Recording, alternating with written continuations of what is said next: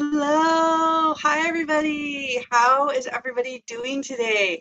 I hope you're having a wonderful day. The Aunties, we would like to greet you and say hello. Thank you for tuning in today. Today is Wednesday, June 12th, 2024, and we want to welcome you to today's live stream event.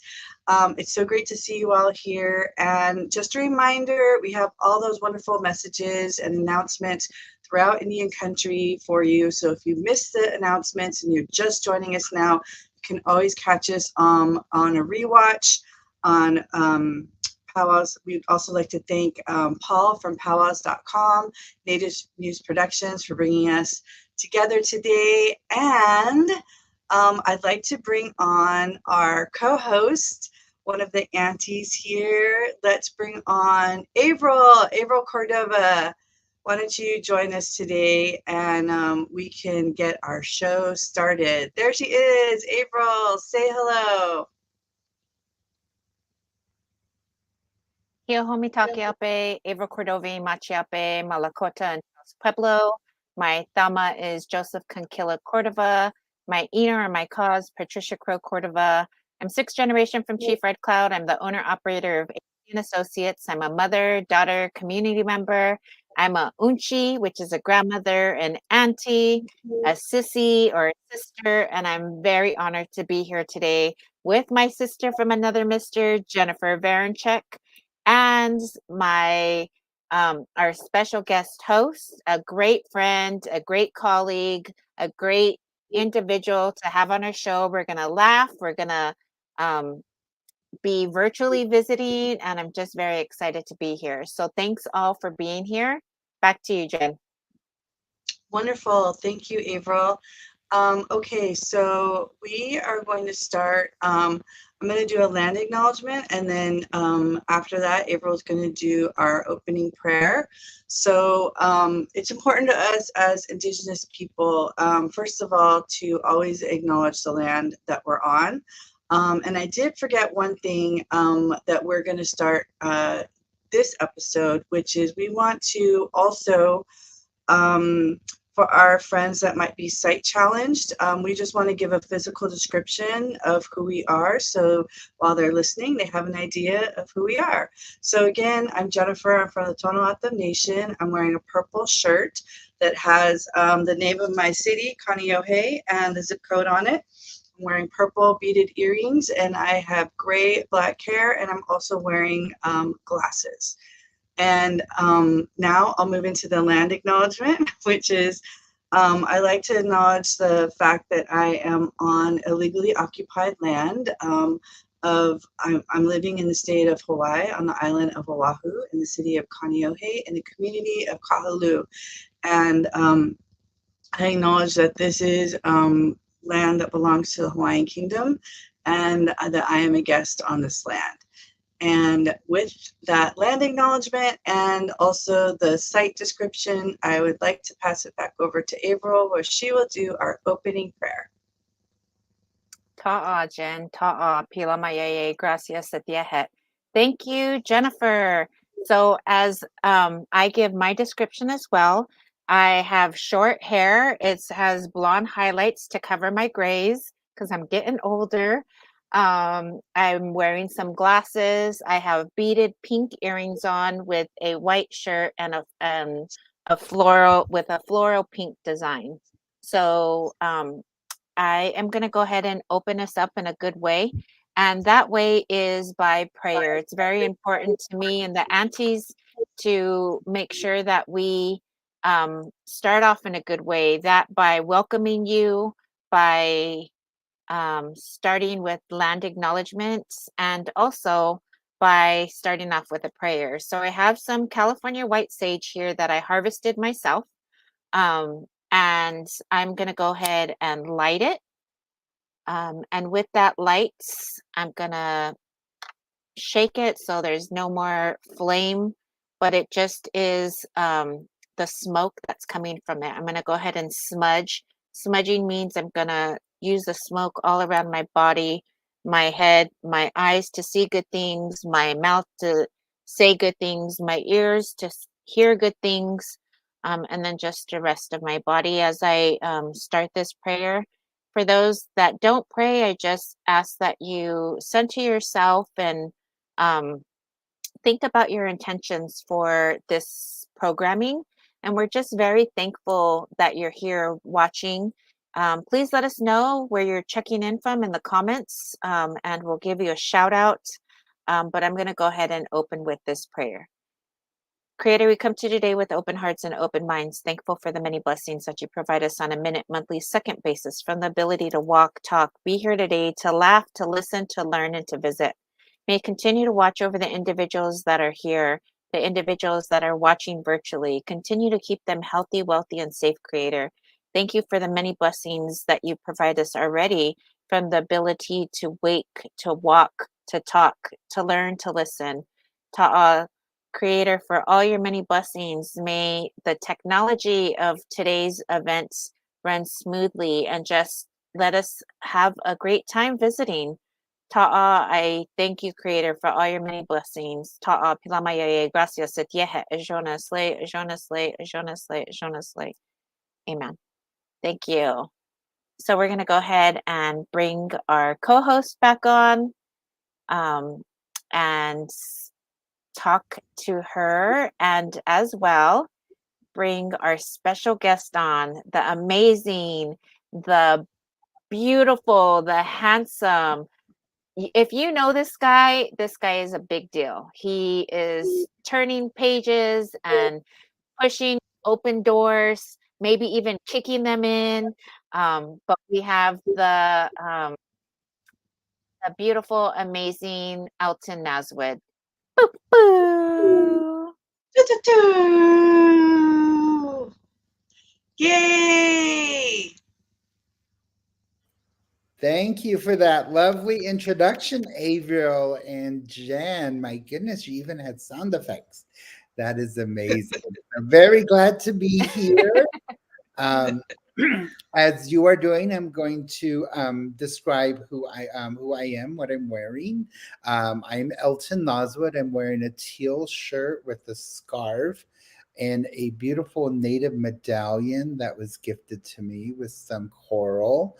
My hair is shoulder length straight with some teal earrings that I'm wearing, and I have to wear reading glasses on top of my chubby cheeks. So hopefully my description was good enough, but just wanted to be able to acknowledge, those relatives that, may need those extra descriptions that are joining us. So very happy to be here. I'm going to formally introduce myself as I should in Navajo. Yat Esha Ya Elton Nazo Inshia Tohan Insha Tabaha Bashashin. Na kaidene ida shacheta nizani ida shanella dia yao dene inchla. What I did was I formally introduced myself in the Navajo language, as I was taught to do when I'm speaking with a group of people, of relatives, to establish relationships. And for some of you who may joined us a little early, there was a slide that had my clanships that people could see. And so just translating what I said is, I'm of the Near to the Water clan, born for the Edgewater clan. My maternal grandfather's clans of the Mexican people, and my paternal grandfather's clans of the Tangle people. So very happy to be here, introduce myself in that way. I am coming to you from Denver, Colorado, near the Rocky Mountains. As I was saying earlier to the aunties, that I love opening my door and just seeing the mountains there. They're just so beautiful, powerful, and majestic, always giving blessings and thanks for me to be able to be in this space and be honored to be on Cheyenne, Arapaho land as well. So very glad to be here for Pride Month. Happy Pride. Yay. We get Yay! Good. Very Good. nice. So I'm really glad that you're here, Elton. I know I just saw Thank you, you. Elton, for being here. Yes, thank you. It seems like I just saw you not too long ago, but really, how long was it? It's like 3 months ago? It was in February, yeah. So I would say about 3 or 4 months ago when I was able to visit you in Oahu.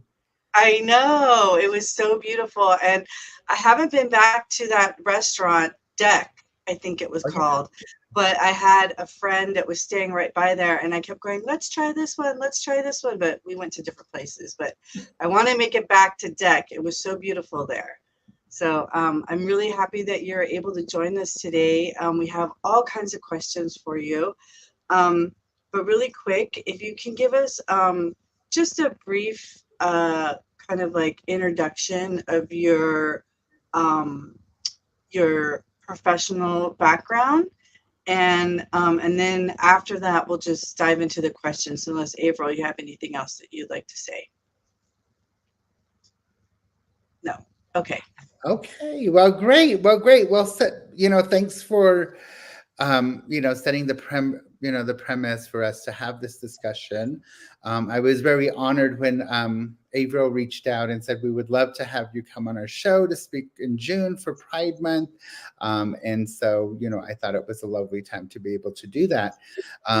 Knowing both of you as friends and relatives, a part of my journey in life meant living in Los Angeles for about almost 15 years. And I think that's where our cause initially had met. We became friends. Jen, you were working with our youth. And I was like, oh, this is beautiful Native girl. And then Averill, I met with some community work, just smiling and hugging. And I got to meet your late mother as well. And so just making those relationships were very meaningful to me when I lived in LA, as well as the part of the general American Indian community.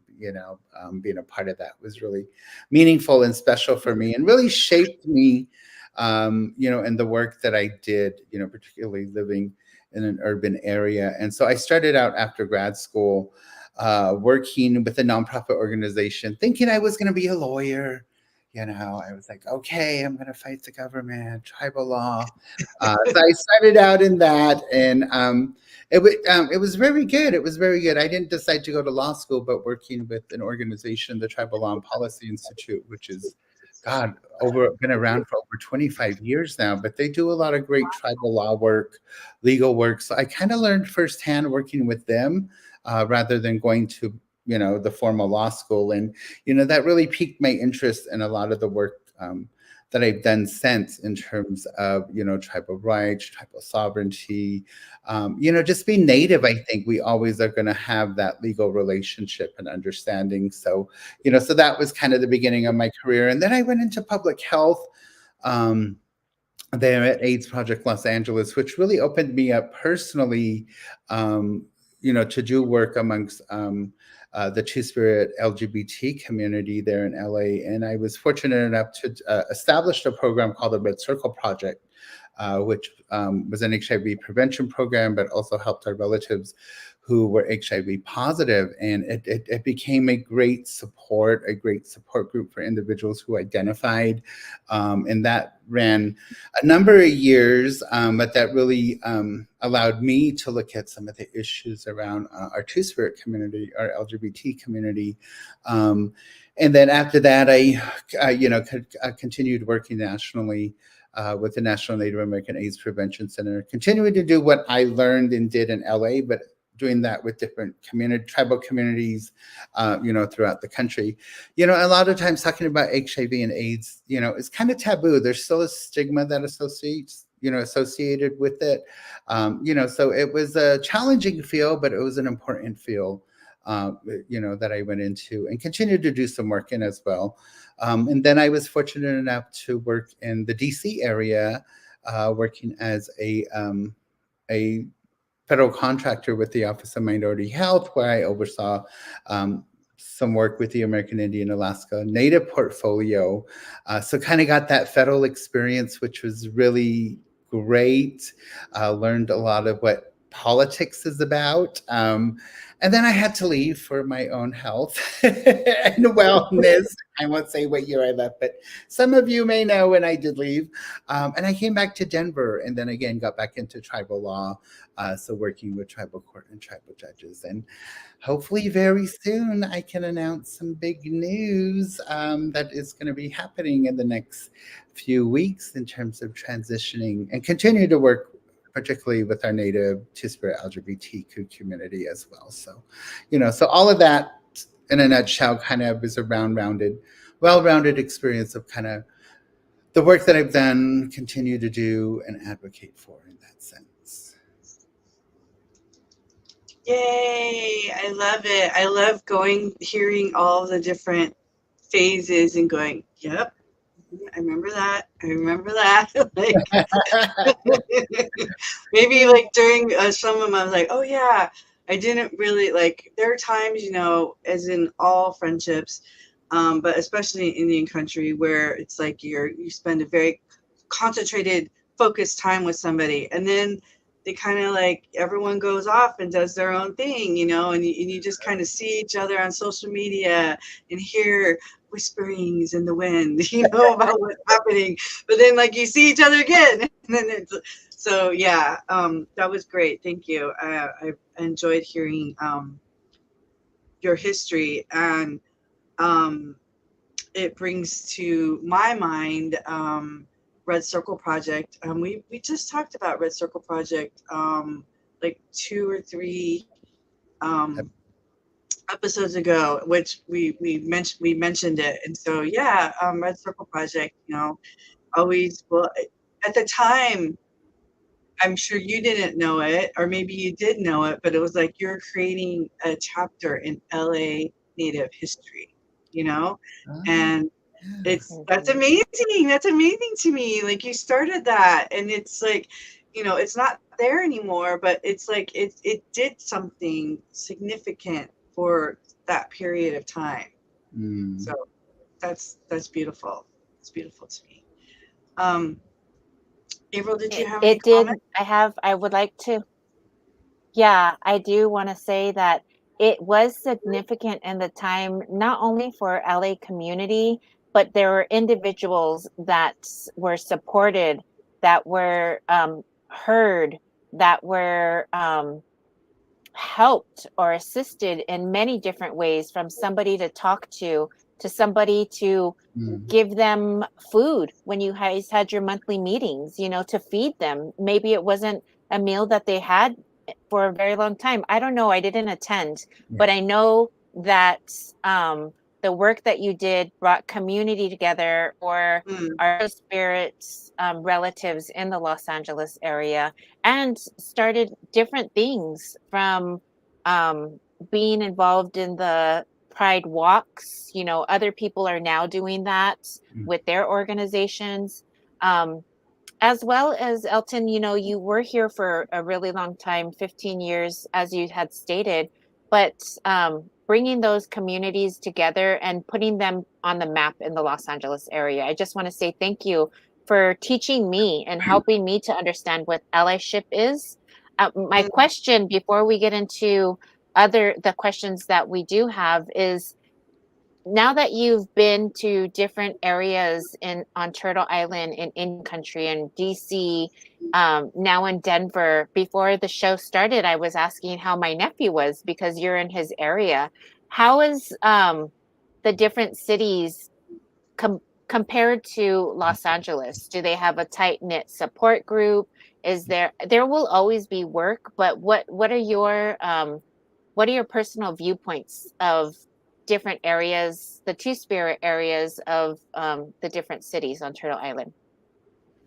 Yes, thank you, Averill, for asking that question. And, as well, Jennifer, I never really saw the work that I did in LA as work. I felt like it was building community, and to hear from individuals who are and were a part of that urban community, the meaningfulness of the project, means a lot to me.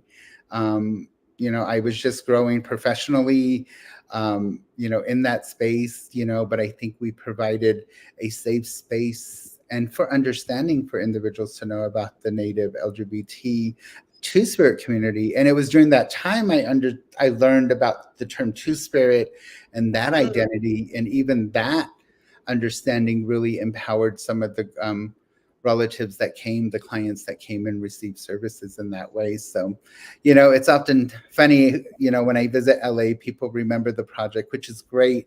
But even some of those relatives, those clients still come up to me. It's amazing. I was just at a powwow a couple of years ago, and one of my clients came up and said hi and was like, I'm still sober, you know, because of the Red Circle Project. And it just really made me proud to know that people still utilize those skills that they were taught, but then, you know, for them, you know, for themselves. But anyway, needless to say, it was a great project. You know, it brought community together. It destigmatized not only HIV and AIDS, but then it also, you know, the understanding of being gay, you know, of being two-spirit. We even had a community powwow that was in West Hollywood, which community came together and felt comfortable in coming to a space and into West Hollywood, right? So, you know, it was a great opportunity. But back to Avril's question, you know, I've been fortunate enough to go and visit different tribal communities, you know, and oftentimes I'm who I am. You know, I'm bright, I'm vibrant. You obviously can tell that I'm LGBT, I'm two-spirit, so I don't necessarily have to come out. But, you know, I'm very comfortable in going in those spaces because I'm very confident in who I am. And when I go into those spaces, I always feel that there's a need and understanding in tribal communities, more so in reservation, rural communities, because of our colonization process of Native people, right? Our trauma activities that happen to us has really taken away that identity of two-spirit, of LGBT individuals. So I often challenge individuals to know, or if there's a term in their language for individuals that identify, because that kind of can develop some conversations within communities, right? You know, because to me, language is important. Language is powerful. If there was a term that was for individuals who were two-spirit Native LGBT, to me, that confirms that we existed in community prior to colonization. I mean, we don't just necessarily make up words, right? You know, for individuals, there is a, you know, there is a story, there is a history of why we have these terms. So oftentimes when I go into those communities, that's one of the first challenges that I get. And then the second thing is just people just feel, particularly in our own communities, that just saying the words gay, lesbian, trans, two-spirit is something that people can't feel like they're not empowered to say and identify. And once people feel that opportunity to say it, it's kind of funny because their guard is let down. Or when I'm presenting, you know, people, you know, are learning, but then after the presentation, they'll come up and say, oh, my uncle's that way, right? Oh, my auntie's that way. Or they're nagle, or, you know, it's the one-on-one, I think, is more comfortable for individuals to come and talk about, you know, the identity. But people feel like I often feel like in our communities, there's always a relation, right? There's always that connectedness. So that's kind of how I see it. In urban areas, it's a very different experience as well. I feel a lot of the times that our two-spirit communities kind of tend to go to urban areas for whatever reason, for whether it's education, employment, most times because of acceptance, right? So I see that a lot, and particularly working in LA, you know, we had a lot of individuals who would move to LA, even though it was very expensive to live in LA. Somehow they thought, oh, I want to be fabulous, I'm going to live here. But to be honest, this, you know, the social norms in places like LA, New York, these big, you can be whoever you want, you know.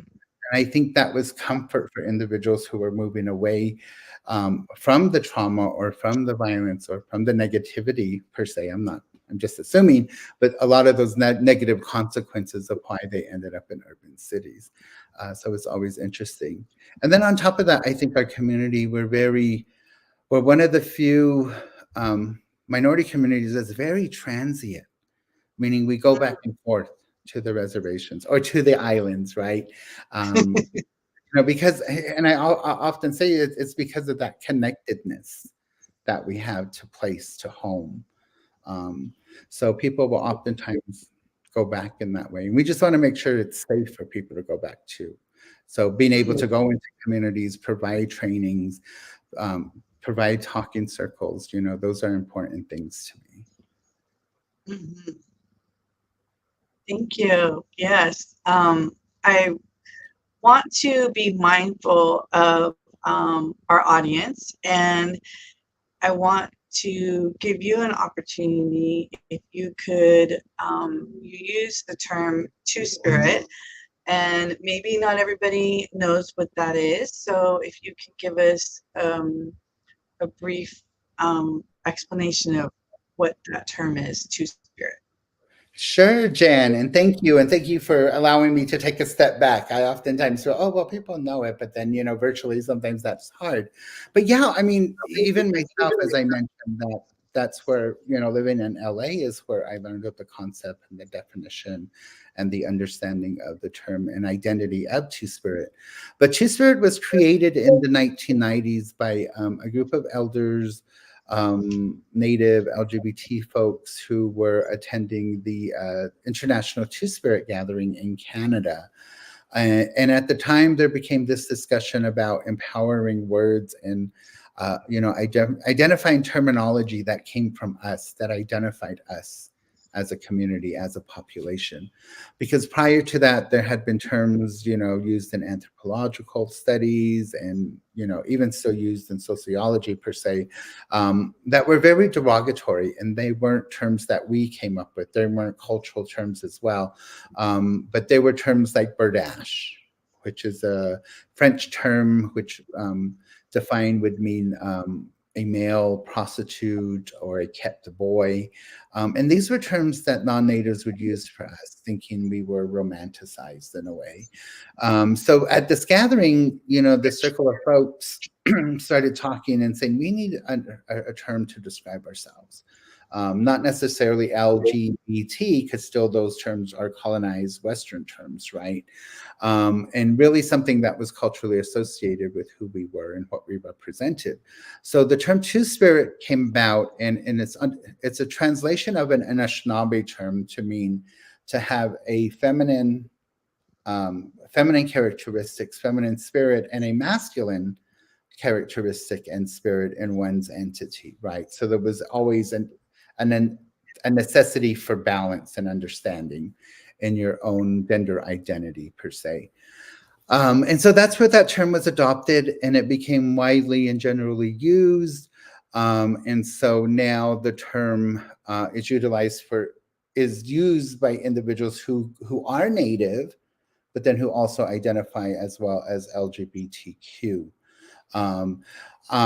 It's not a term necessarily to be appropriated by non-natives because there are cultural understandings and responsibilities that come with that term, right? So if you're a non-native and you're Two-Spirit, other Native Two-Spirits would ask you, okay, well, what's the cultural understanding you have? And you probably wouldn't necessarily not know, right?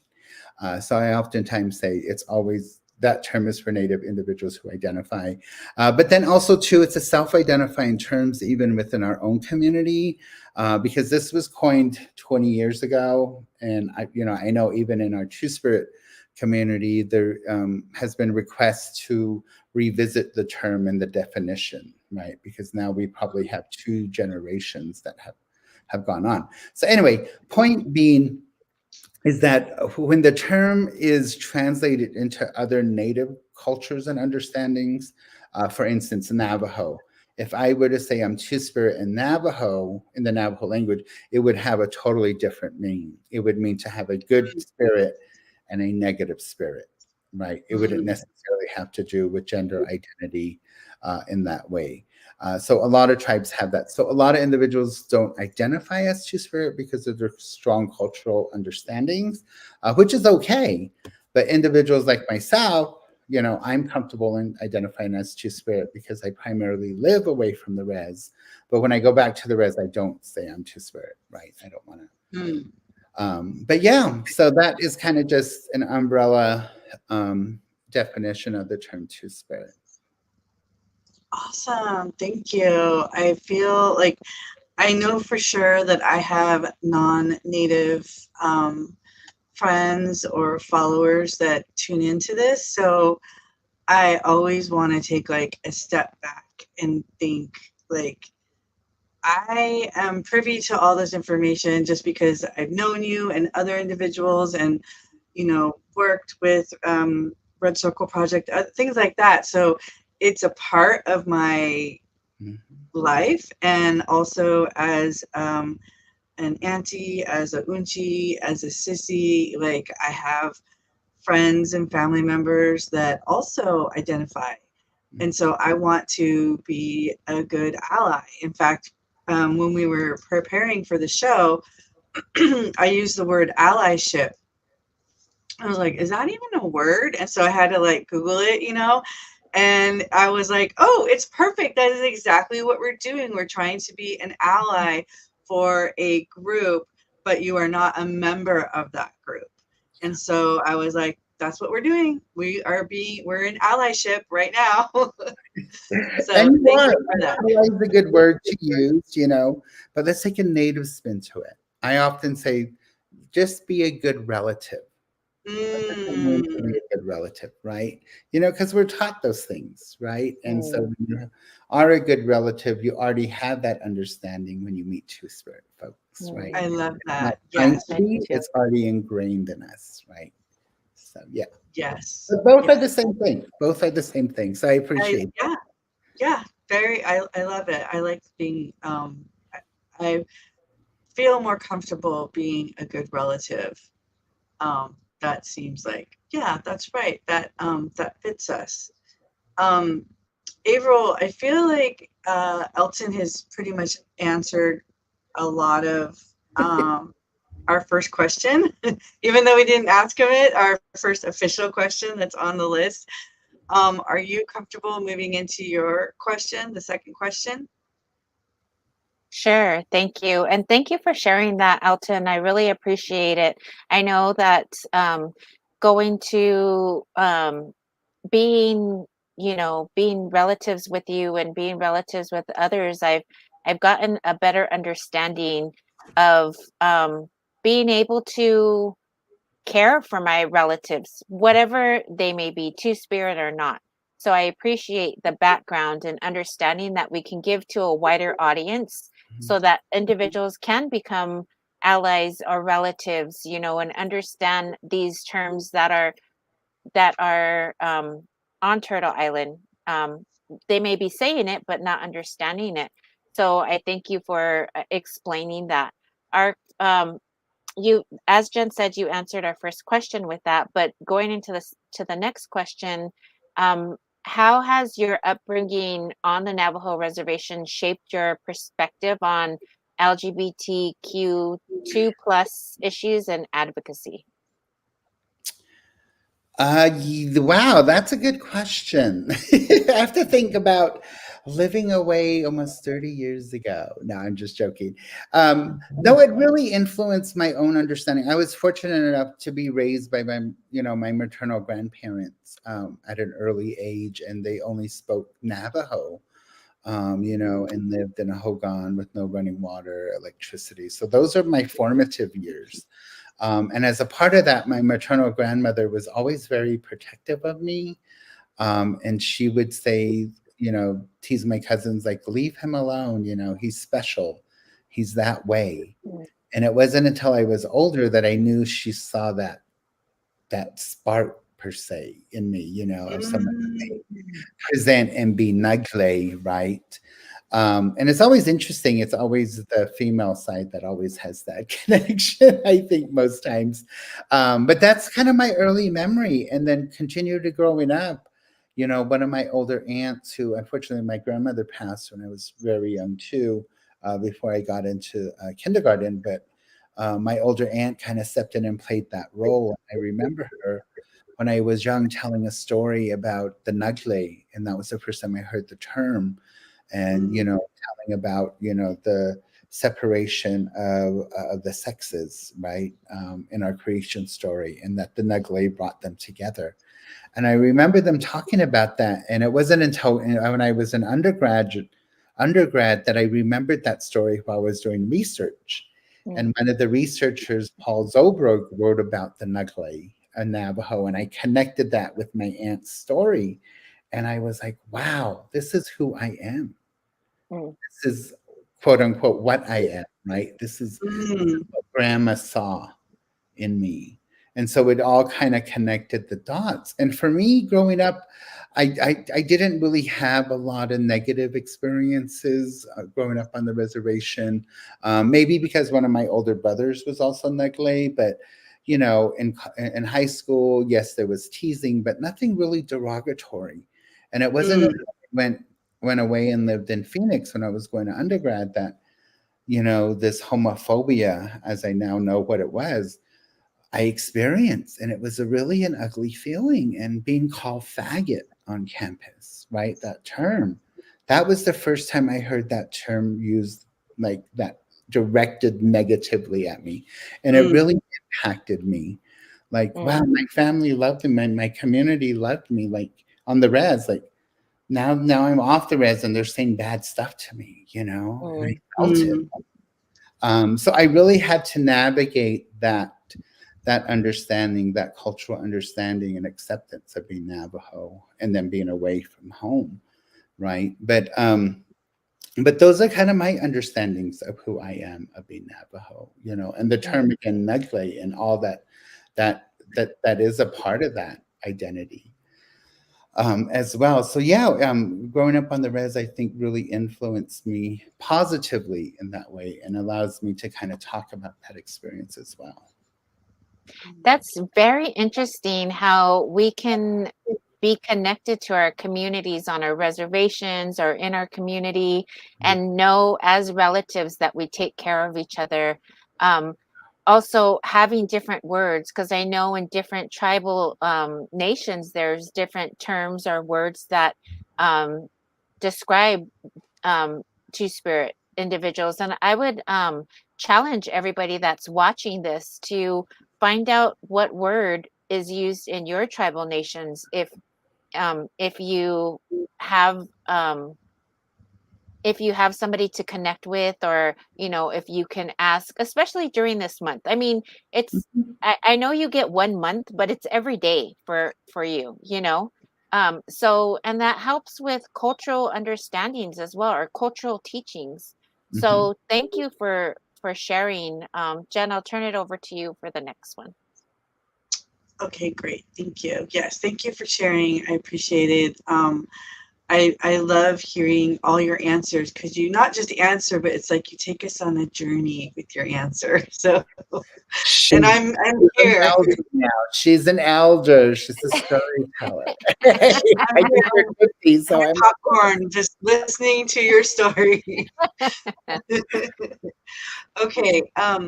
What educational initiatives or resources do you believe are crucial for increasing awareness and understanding of two-spirit identities in both Indigenous and non-Indigenous communities?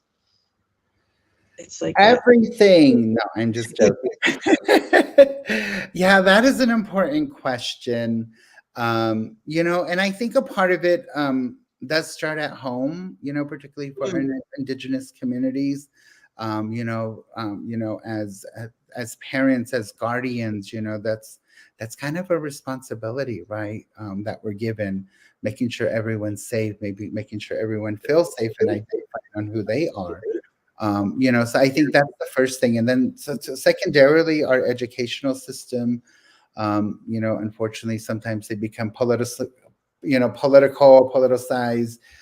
which is just interesting in the last 10 years, how the LGBT identity in the general society and American society is kind of being like attacked, which is mm, my own personal take. But I think as Indigenous people, we've always had our identities. We've always been here. We always will continue to be. Um, mm, but in terms of education, I think including that identity in some of our tribal schools is important. One of the big things I always promote is, for a lot of adults and a lot of agencies who work with tribal communities, is the Tribal Equity Toolkit, which is on Mm, its 3.0. It's been revised 3 times, but it's a wonderful resource that was developed out of the Lewis and Clark Graduate School by Two-Spirit individuals, and now it's with the National Child Welfare Workforce Institute, I believe. But you could get that resource. Just Google Tribal Equity Toolkit. It talks about LGBT Two-Spirit individuals. It gives examples of policy for tribal agencies to use, protection orders, same-sex marriage initiatives, all for tribal communities. I find it a valuable resource to look at. They've done a wonderful job. Also, another agency that does really good work is the Northwest Portland Area Indian Health Board. They have a Two-Spirit LGBTQ program. They have wonderful social marketing posters that individuals can order of people, rainbows, and put those up in your offices. That makes oftentimes that lets individuals know it's a safe place. So they're another great resource. They also do some great programming. Indian Health Services. I know everyone is like, oh, IHS. Oh my God, IHS is doing some wonderful things. My good friend Rick Haverkate helps to lead a lot of the initiatives there around LGBT issues, around care, health and care. They run now what is called an ECHO program, which is kind of, I forgot what it stands for, but it's like this. They talk, clinicians talk about cases that they may have, and they've developed one that's Two-Spirit specific, and then also one that's for our trans relatives specific, so they can get the best healthcare that they can. And it's great because these professionals and clinicians can log on and have those conversations confidentially, but then also with the support of others on how to work with our communities. So those are just a handful of different organizations or agencies that can provide some education as well. I'm also a part of the SWIC organization, which used to stand for Southwest Indigenous Women's Coalition, but they are good relatives too. So they decided to just name themselves SWIC with the acronym, so they're not gender specific, right? I applaud them for doing that. So SWIC also has an advisory council that has and does work around violence, victimization, so they're a great group as well to be able to access resources.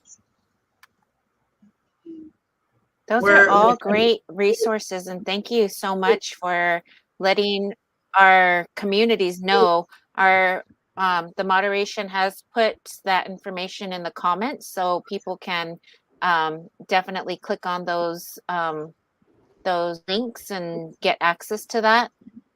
Thank you so much for answering that question. And this is what this is about, informing our relatives, allowing them to know, to be better, to know better, and to continue to learn. Yeah, for sure, So our next question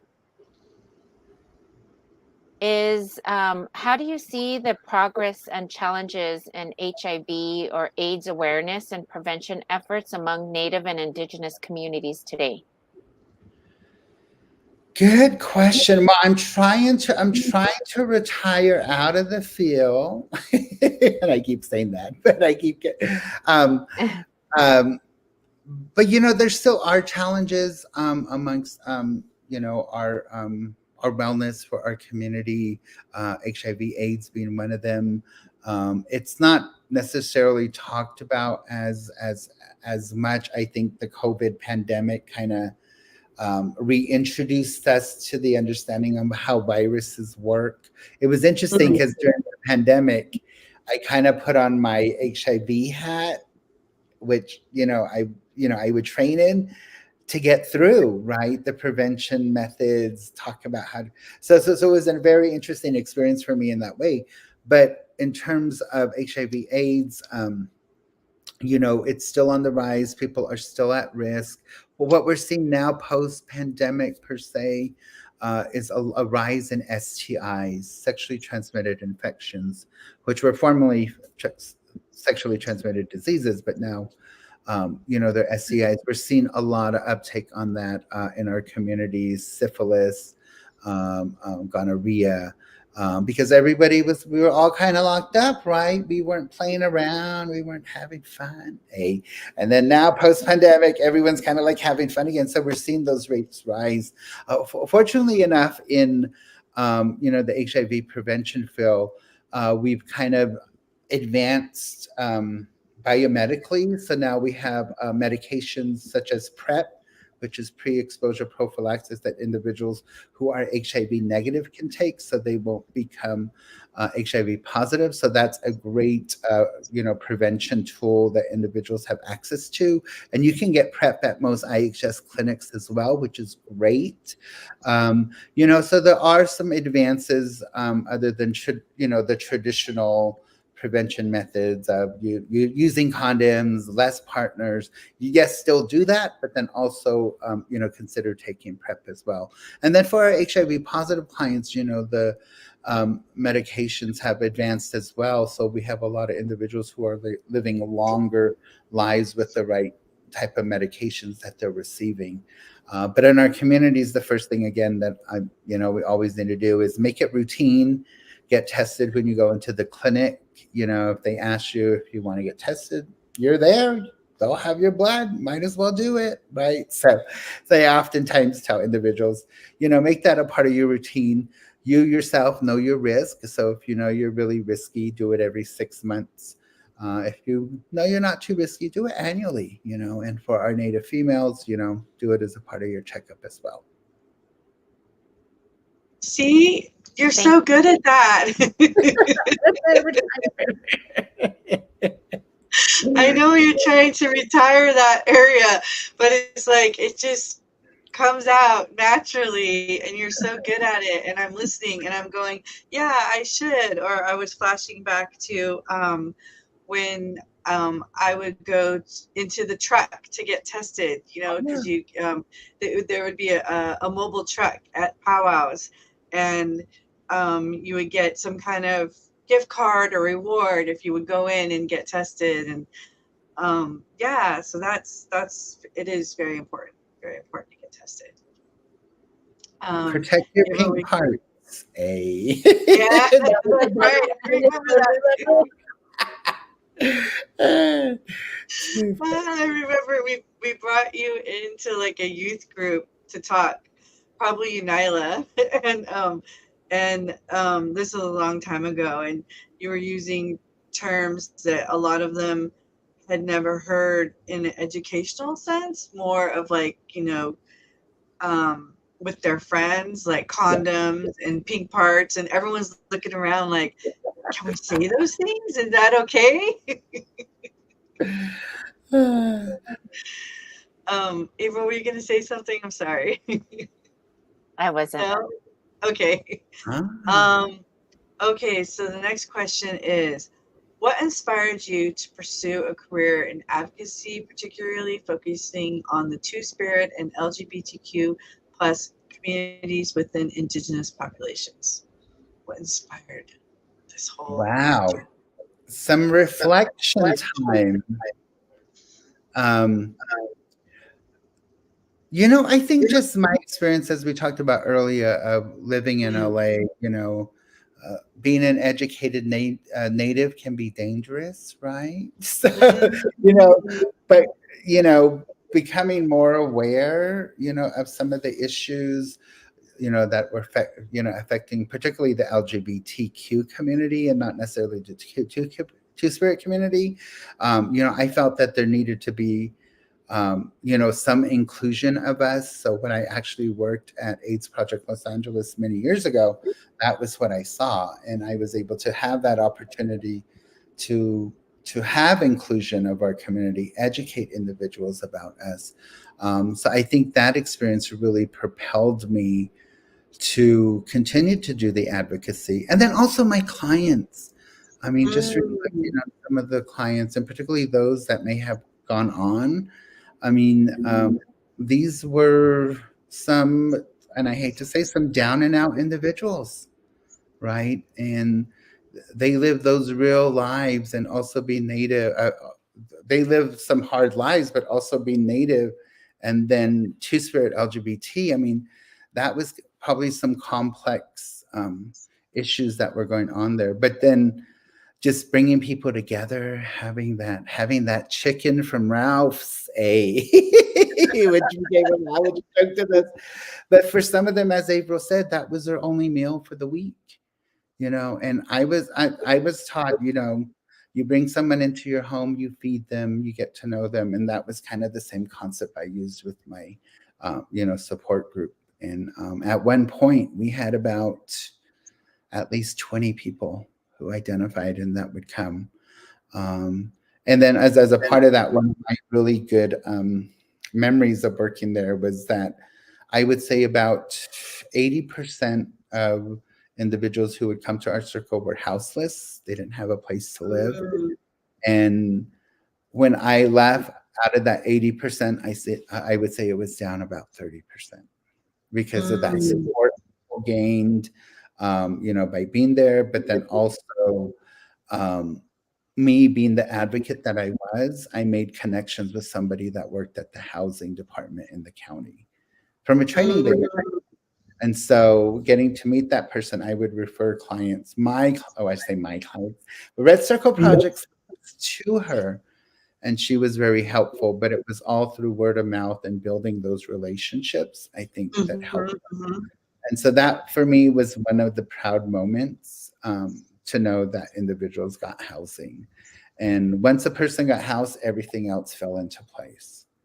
Right. I mean, that's what I saw. And I think that was more so for our Native community, because, having a home, having water, having fire, those are essential. So giving that opportunity for, I think, our individuals was important. Yeah, it's very like the hierarchy of needs. Once you have that stability, you have a roof over your head, then it's like now you can kind of relax and like flourish in all these other areas. But you can't do that when you're constantly worried about where am I going to sleep? Where am I going to get food? All of those things. So yeah, for sure. I understand what you're saying. I did want to call attention to some people that have been saying hello. So earlier we had Mel, who was shouting us out from New Mexico. There he is. And then we had Song Tree, who just learned about the acronym, the STI, which many of us know as STD, but now the new term is STI, sexually transmitted infections. Is that right? The I is infections? Okay. Because before it was diseases, STD, but now it's STI. Yeah. And I'm very proud to learn the new things. I'm always trying to learn the latest, learn the latest thing that's going on. No longer two spaces in between your sentences when you're typing. And then we have Sandra. Sandra's giving a shout out to the UCLA conference during the basketball tournament. Elton would always have a workshop going on. I did too. So we're trying to get him. And that's great. That's a great reminder, Sandra, for you to put that on there because I remember that. But doing educational things in spaces that are outside the classroom, I think people understand and get a little bit more and remember. So having that space, like at the basketball tournament, right? Because that was a part of the UCLA conference. I think that gave us an opportunity to reach people that may not have even heard about it if we did it like in a classroom or if they had to go to it, right? So that was a great opportunity. So thank you for allowing us to have that space too back then and to continue to do it. Yes. I wanted to let you all know that those comments are coming from our Instagram live feed, which is being shown on Instagram Live. So I'm glad to have been able to post those. We also have another comment from our audience from Songtree, who happens to be my twin sister. So shout out to my sister for always supporting. She knows both of you and loves both of you. But one of the things she says is, with that question that was just asked, the the the next part of it, and she asks is, and how do you stay motivated to be on the front lines of advocacy, as it can be exhausting or exhausted? Yes. Hi, Santri. Thank you for being a good relative too. Good to hear from you. Um, it does become exhausting, but I think you got to find ways to self care for yourself Mm. as well. So take time for yourself.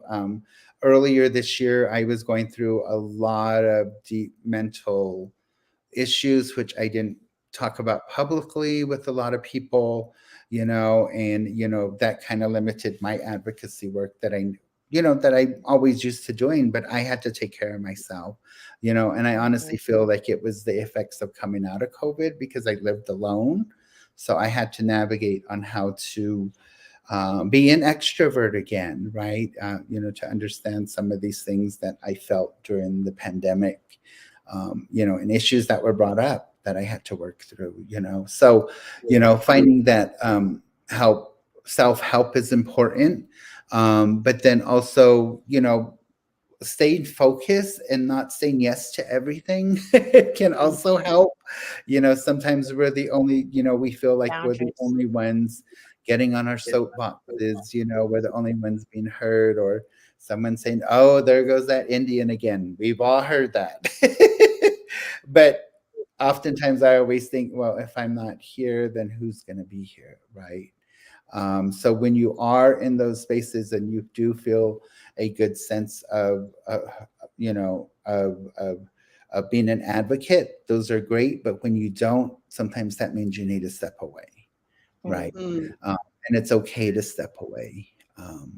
And you need to be. I often say, how can you heal others when you haven't healed yourself? Mhm. Mhm. Right, and that becomes very apparent, even in advocacy, right? It's important to be mindful of those things, because if you're not, then you're like, okay, well, then what did I just do that for? Hey, just Mhm. kidding. But also, what keeps me going is to be able to have a voice for those that don't have a voice, right? Mm. So, Mhm. For sure. That is sort of going into the next question. But first, I know lots of people do a lot of work on the front lines, and that means taking care of yourself. And also, that leads into, how can people show up as a good ally? What are mm, some steps that people can take to become an ally? First, mm. take care of yourself. We want to make sure that you're good before you can help others. Yeah, yeah, do some self-reflection. We had that discussion earlier about the term ally. I like to use the term good Yeah. relative. How can we become a good relative? How can we continue to, support the community that we're talking about, the Two-Spirit LGBTQ community. A lot of the times it's just building those relationships, being open, with people, and being truly honest about who you are and who you accept, right? And always come back to your native roots, your traditional teachings, right? Caring for others, understanding for others. I think that's very different than a non-native kind of understanding and worldview. Is the acceptance and understanding. So, that's also important. And then learn the terms, learn the language, right? Mm. Yeah. And wear your rainbow during June. Hey, just kidding. I know it's kind of controversial for the a lot of companies, that do things for Pride Month. And I bought into it because I got what is the name of that company? Actually, I'm not gonna say the name, but they make like soap and candles and stuff like that. And I was at the register getting what I needed, and then they're like, "You qualify for a free something." and I looked over and they had a soap called Love Always Wins. And I'm like, that's for me. Love I always wins for love sure. And so when I was taking my shower today, I was like, not only like do I love it because love always wins, but also it was like rainbows and all of that for Pride. So I was like, this is my June special soap love for the month. I love it. And we have a hello from Roberta Javier. She's saying hello to you, Oh yes, Elton. hi Roberta. Good to see you or see your message. Great. Oh, she wants to, oh, Mel. Mel wants to know, can you share with us what inspires your passion for advocacy work? Well, first of all, that necklace is gorgeous. Hey. Yeah, for sure. Uh, yes, got to give him props. One of my favorite artists as well, Mel. So thank you for the question. What inspires my passion for advocacy work? Um, just knowing that that there's things that I know that could be better for our communities, Mm, things that I've experienced myself, um, and just sharing of stories because we all kind of have the same journey as people who identify as Native LGBT Two-Spirit individuals, right? So that inspires me, to continue to do the advocacy work, and then also just having that ability to be invited into spaces sometimes also allows me to advocate non-traditional spaces, whether it's in certain meetings or meeting certain high-level individuals. Those are opportunities that I often find to be able to be like, hey, I'm Two-Spirit and we have a community.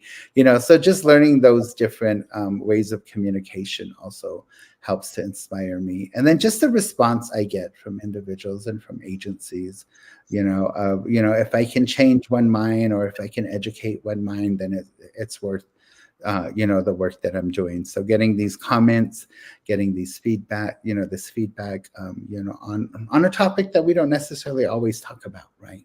mm, Or have space to talk about in our communities. So those are important things. And being invited to, these virtual conversations too, that is a part of the work. So thank you. thanks for the question, Mel. We appreciate it. Um, our next question, can you discuss the importance of community support and representation for Two-Spirit and LGBTQ plus Indigenous people?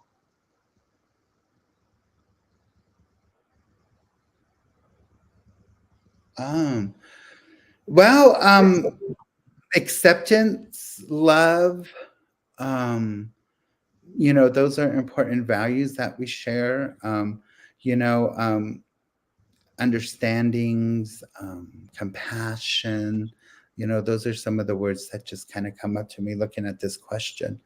Um, I was told once by a Navajo or a Navajo elder, a Navajo medicine person that the world won't be balanced until the Nugly come back, until the Nugly are represented, right? And so for Mm. me, that's the world won't be balanced again until our Two-Spirit people are back in the circle, right? Or welcome back, and we're seeing that little by little, and so Mm-hmm. hopefully in that way we'll be able to be welcomed back in a good way. And for some of us, be reintroduced because we were always a part of that circle, right? Mm, yeah, So, for sure. That is important. That would be a good um, sign if everyone can just be who they are and welcomed as they are. Then that would be a time to show. That would be a great time when that time happens, and we're getting closer. I think we're getting yeah. closer where everyone can just come as they are. Um, so, April, did you want me to ask this question? I think we might have had that already. No, I got it. We did. I just want to.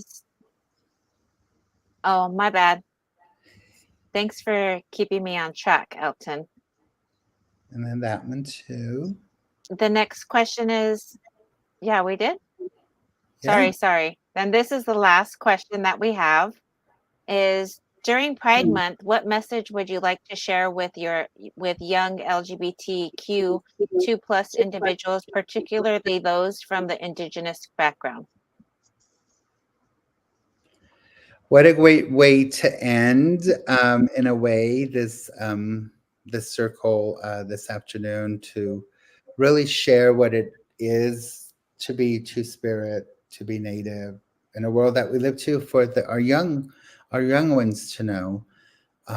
Be fabulous, stay fabulous, is my message. But don't take things for granted, if you will. List Because when you get older, you oftentimes reflect, oh, if I could have done this differently. So don't be one of those that would want to get older and say, oh, I could have done this differently. Yes, it's a part of your journey, but just be mindful of your journey. And just use culture, use family, chosen family, relatives as your support. Because, as that cliche term has become, things will get better. It does get better. Being here on this earth for over 50 years, I can honestly say that it does get better, and you'll find your way. But just continue to be prideful of who you are. Very good. Thank you. Yes, for sure. All those things. Everything you just said. Yes, that was our last question for you. And thank you, Mel, for joining in the conversation, saying yes, great message, stay curious, continue to be adventurous, and be safe. And I love what you said, Elton, be fabulous. Yes, be fabulous. Yes, okay, so we're getting ready to wind down here, or we are winding down. Thank you for joining us. We want to let all those that are listening, we want to let them know that our next show is July 18th, Thursday, July 18th, and it'll be the same time, so 12 p.m. Hawaii, 3 p.m. California. And I can't convert all the other times, but we will have more information available for everybody, and that people can rewatch this. April, can you let us know where people can rewatch this? Sure. Well, actually, right now it's happening on, people can see it live on Instagram Live. It won't be available after. However, the other places that you can see this are on YouTube, on Facebook, on LinkedIn, and on Twitch. Wonderful. And I know I shared it on my timeline. I'll share it again later. We are in the process of starting to store these. We're going to create a page where you can just go and see, guest Elton on this date, and click that episode and go down to another one, different people that we've had on. We were talking the other day. We've had some really great guests on our show. We've been very honored to have incredible guests.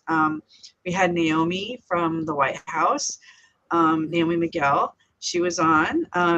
So we've had incredible people. I mean, we've had a lot of other people too, but she was the first one that popped into my head. So, we want to start creating a location where people can go and just, check it out. Because we also have all these great side discussions all the time too. They kind of go off track like I'm going right now, but yeah, we want to be able to capture them. Yes, we have Songtree again. Thank you, Elton, for being the leader you are. Mwah! She gave a kiss, so I gave one too. Thank you. April, what's next? The next thing is our closing. Elton, it was such a fabulous time to visit with you. Thank you for coming on the Sissies, Uncis, and Aunties live show. We look forward to always being in community with you. I'm always thankful for you because you knew my mom, and in a time of dire need, when I was traveling from South Dakota to New Mexico, I was tired, and you opened your house to me, and I always remember that, and I always remember the refreshing spa-like water that you had at your house, cucumber, mint, and water, which you shared with me. Which, summer coming up, everybody needs to hydrate. If you have water, let's take 3 big sips. Yes, And thank you, Elton, for again always being a good relative from yourself. You are such a great advocate, a friend, a relative, and although we know you might want to retire, I always know who to turn to when I need those questions answered, or when I have um, individuals. I have lots of individuals that always ask me about you. I mean, people that I don't even know, like my sister Dawn from Return to Heart Foundation. I was in New Mexico last year for summer solstice, which this year is going to be virtual. But I was with my sister Dawn, Manuelita, and I was telling her, "Oh, we're going to go to dinner with some friends, Elton, and here you guys grew up together." It Yeah. was just so funny and exciting, and you've always been such a great support to me, and I just want to say ta'a pila mai gracias a tia. Thank you so much for supporting me and loving the show, and just supporting. I want to say thank you for the great work that you always do. So with that, I don't know, Elton, if you have any final words. Um, well, thank you. Thank you for allowing this time and this space. And, for those virtually and those relatives that I know that had joined us, thank you for being here and for those very kind words. The advocacy continues. I will be going to the White House at the end of the month to participate in the Pride events there. So very honored to be able to be included in that space. So Yay. we'll see what happens. And, a lot of this, is a part of who I am. So I'm very happy to be able to share my experiences and my advocacy for those that may need it. And thank you both, my sisters, for your continued work, for the work that you do in your own communities. And just to see you both flourish, as beautiful Indigenous women, having a beautiful place to be, Jennifer, and a beautiful partner that you have. I'm still trying to manifest, girl. I'm manifesting that. Me too. It's Me been a too. while. And April, you being in Unci and seeing the little ones grow up, I know they will be good relatives as well, and your beautiful daughter, continue providing for your family in that way. And that's just what it's about, being community, being understanding. And, I'll always be the crazy auntie, so feel free to reach out to me. But other than that, virtual world, thank you. Happy Pride. Be a good relative. Thank you. Yes. Happy Pride, everybody. Yes, happy Thank you for Pride. watching. And until next time, we'll see you July 18th. All. Thank you all. All right. Bye.